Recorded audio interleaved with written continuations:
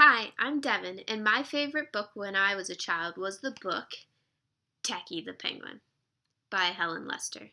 In this story, Tacky has a bunch of companions named Goodly, Lovely, Angel, Neatly, and Perfect, and they literally are exactly how their names are. They are good, they are lovely, they are angelic, they are neat, and they are perfect. But Tacky was an odd bird. He was very different from the rest of them. As you can see in the story, you'll see that his companions lined up 1, 2, 3, 4 in a perfect straight line. But when Tacky tried to line up with the rest of them, he was twisting around everywhere and counted using different numbers like 5, 6, 0, 2.5, 0. So, as I said, Tacky is a very odd bird. But in the story, some hunters come around to try to capture and sell the penguins. And all of his companions decide to run and hide behind an iceberg. But Tacky stood up to them. He used his differences and his quirkiness to chase the hunters away.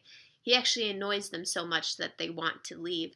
And then in the end, his companions decide that Tacky is an odd bird, but a really good one to have around. I think one of the reasons I really enjoyed the story as a child was, first of all, Tacky is a penguin, and I loved and still do love penguins. And honestly, who doesn't love a penguin who wears a Hawaiian shirt? Very cool and very different, which explains Tacky. Something I really enjoyed about this book was that it taught me at a young age that we may be different, but those differences are okay. I might not be exactly like everybody else, like in the story, how Tacky's not exactly like all the other penguins, but Tacky's quirkiness and his differences is exactly what saved the other penguins in the end.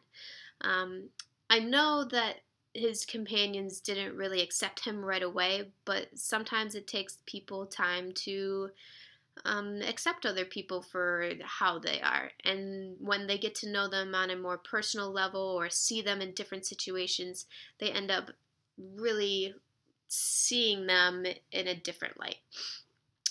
So I think you should go get this book, Tacky the Penguin, or at least read it. It's really funny, and like I said, it has a really great message or a great theme in this story. If you really enjoy this one, Helen Lester also has a another book called Three Cheers for Tacky, which is a story about how Tacky gets together with his companions to do some cheering at a competition. So if you like this one, make sure you check that one out too. Thanks for listening.